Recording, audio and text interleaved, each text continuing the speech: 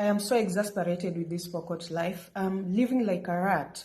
I can't even access my social media platforms with ease, all in the name of trying to avoid the Subaru skunks. It's exhausting. Listen, I am coming back to Nairobi to live my life freely and damn the reverberations. Because fear is not a cage that I'm willing to be ensconced in, like an animal in a zoo, just because we have a president who studied zoology and is busy treating us like the wildebeest that he went to launch the other day.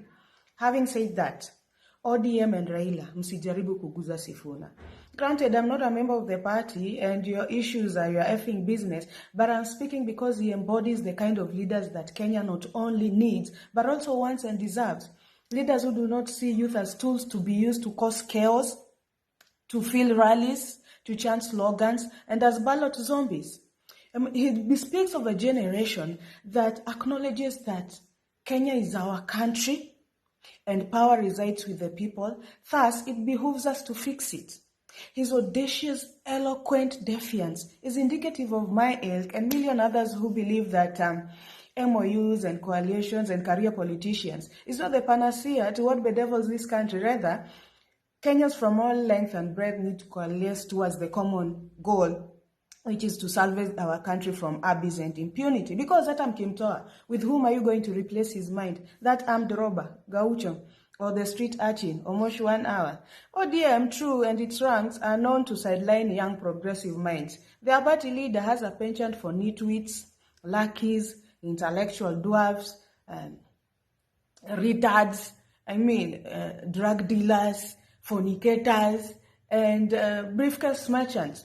You just have to look at the ilk of Aladwa, Junet, Wanga, Joho, and there you have it. It's the caliber of Babu and Sifuna who are still giving that party some panache, some verve, some oomph.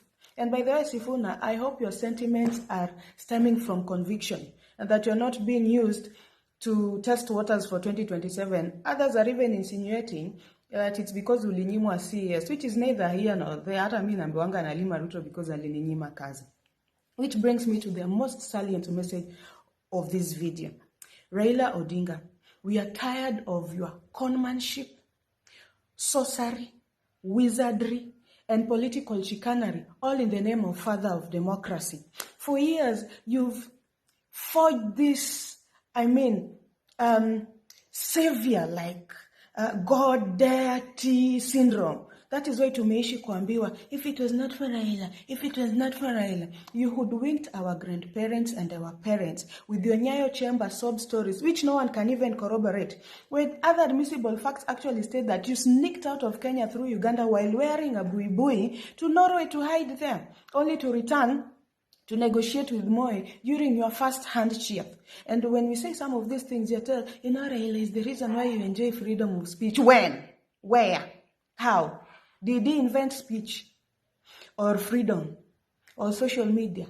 Or is he the one that wrote the 2010 constitution that guarantees my freedom of speech? Granted, he might have agitated for multipartyism and that new constitution, but there are other significant figures who played a lofty role, but they are not here holding us by our necks every time we cast aspersions at their betrayal.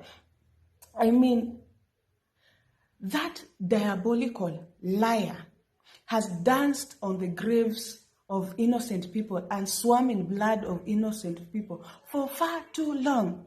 What do you mean, father of democracy, when it's actually him who plotted the 1982 coup against Moi that saw Uncle Chuka, sent to the gallows?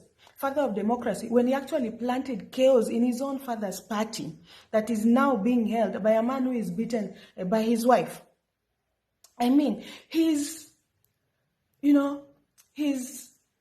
His penchant, his inclination, rather, towards shaking hands with the devil to sanitize them in the name of stability is nothing but frivolous hogwash, absolute poppycock.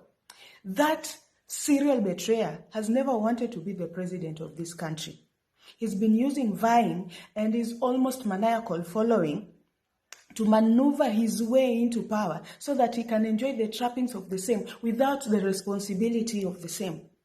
Look at how he has turned Luo, a once respectable community that churned the likes of Agwin Skodhek, Tomboya, Ouko Taya, Obama Senior, into buffoons today known for throwing stones, sleeping in stadiums, collecting aids like his trophies, all while camouflaged under our hangla, our big grammar and fancy lifestyle, when we cannot boast of even a single industry. When he was given charter the other day, he took it to his Kisumu home at Riyadh, instead of giving it to Tom Mboya, so that South Nyanza can enjoy another university apart from Rongo. And you find that it's those South Nyanza fools who are busy sleeping in stadiums.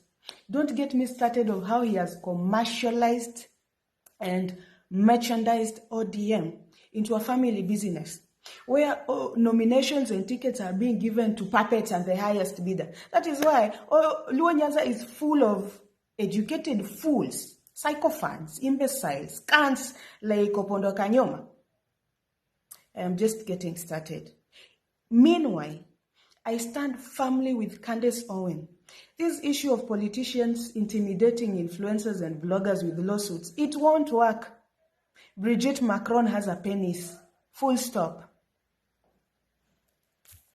Here, to what bedevils this country? Rather, Kenyans from all length and breadth need to coalesce towards the common goal, which is to salvage our country from abyss and impunity. Because